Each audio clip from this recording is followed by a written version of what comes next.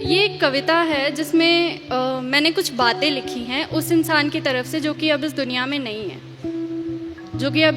नहीं है, ये बातें उस इंसान की तरफ से अपनी विधवा पत्नी के लिए। सुनो, क्या तुम मुझे सुन सकती हो? मुझे मालूम है मुश्किल है, बहुत मुश्किल है, मगर मेरे बिना दिल लगा लो ना। मुझे मालूम है मुश्किल है, मगर मेरे बिना दिल लगा लो ना। और मेरी एक हसरत है, पूरी करोगे कि मेरी कब्र पर आकर कभी तो मुस्कुरा लो ना। मैं यहाँ ठीक हूँ, बिल्कुल ठीक हूँ, बस तुम्हें बता नहीं सकता। और मैंने पूछे हैं खुदा से, खुदा के मंसूबे तुम्हारे लिए। वो बोला कि वो मसर्रत अब देर तलक तुमसे छुपा नहीं सकता। यकीन मानो, हम साथ बैठकर लिख रहे हैं एक नई सुबह तुम्हारे लिए। मैं अपनी जान इस जहान में लेकर आया ही नहीं हूँ, मैं अपनी जान इस जहान में लेकर आया ही नहीं हूँ। अरे तुम भूल तो नहीं गई, तुम जान हो मेरी, तो ख्याल रखो मेरी जान का। तुम मिट्टी के इस तरफ भी पहचान हो मेरी। और मेरी एक तमन्ना है कि मेरी कब्र पर रखा फूल अपनी जुल्फों में लगाओ, संवर लो तुम। हाँ, तुम्हें अब भी हक है, उतना ही हक है कि इन फूलों का रंग अपनी सफ़ेद साड़ी में भर लो तुम।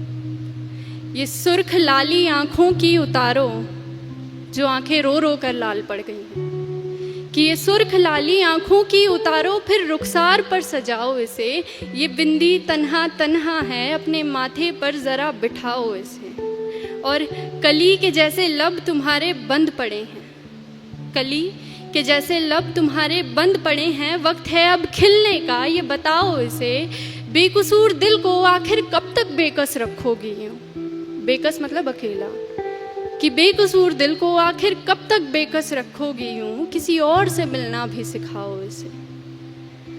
मैं तेरे पायल की झनकार सुनना चाहता हूँ, मैं तेरी पायल की झनकार सुनना चाहता हूँ। मेरे सीने पर टूटी तेरी चूड़ियाँ चीखती बहुत हैं, बहुत हो गया बस। अब मैं तेरे कंगन की खनकार सुनना चाहता हूँ।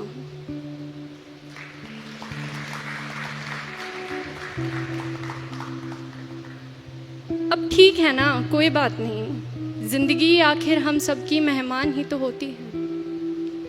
जिंदगी आखिर हम सब की मेहमान ही तो होती है, मगर वो जो इतनी नफरतों के बाद भी, इतनी खामियों के साथ भी, इतनी गलतियों के बाद भी हमें कबूल करती है, देखो वो मौत भी रहमान ही तो होती है। सुनो, अगर तुम अब भी महसूस करती हो मुझे तो सुनो, अपनी मेहमान से इस कदर रूठी मत रहो। अरे जिंदगी तरस गई है, उससे बात करो, खुदा के वास्ते तुम मौत से पहले मत मरो। अच्छा ऐसा करो कि जहाँ मैं दफन हूँ ना, वहाँ बागीचा बना लो। जहाँ मैं दफन हूँ वहाँ बागीचा बना लो, फिर मेरी कब्र में खुशबू होगी, मगर फूलों को टूटना नहीं पड़ेगा। तू आती रहा करना, तुझे भी रंगों से छूटना नहीं पड़ेगा। तू खोल कर देख कभी घर अपना भी, तुझे सुकून यूं रो रो कर मेरी कब्र से लूटना नहीं पड़ेगा। तू नूर है, बेकसूर है, आसमान की तरफ देख तो सही एक दफा, तुझे पंखों से अपने रूठना नहीं पड़ेगा।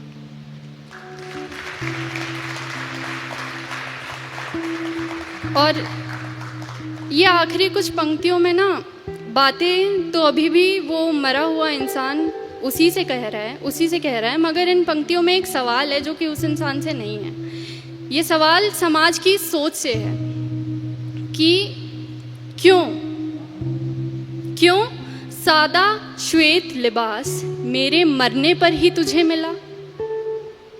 आखिर क्यों सादा श्वेत लिबास मेरे मरने पर ही तुझे मिला? तू मरती तो अपनी खुद की अर्थी पर भी लाल जोड़े में होती। तू जलती जलती खाक जोड़े में होती।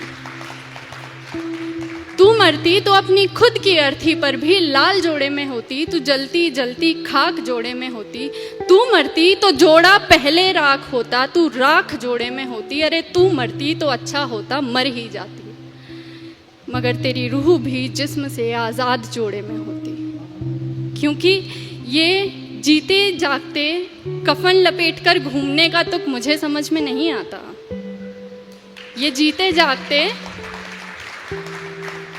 कफन बदन पर लपेट कर घूमने का तुक मुझे समझ में नहीं आता। अरे तू जिंदा है तो जी, तू जिंदा है तो जी, इससे ज्यादा कुछ क्या कहूँ मैं, मुझे समझ में नहीं आता। तू जिंदा है तो जी।